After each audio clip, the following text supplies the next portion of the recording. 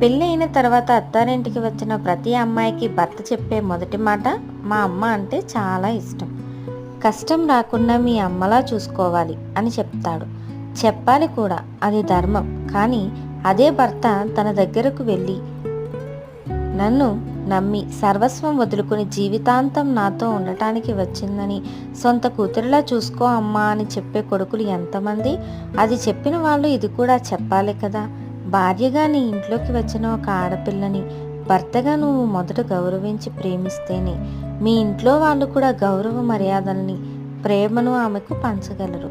నిన్ను నమ్ముకుని వచ్చిన ఆడపిల్లకు నువ్వే విలువ ఇవ్వకపోతే ఇంకొకరు ఎలా ఇవ్వగలరు? Thank you for watching. Please subscribe.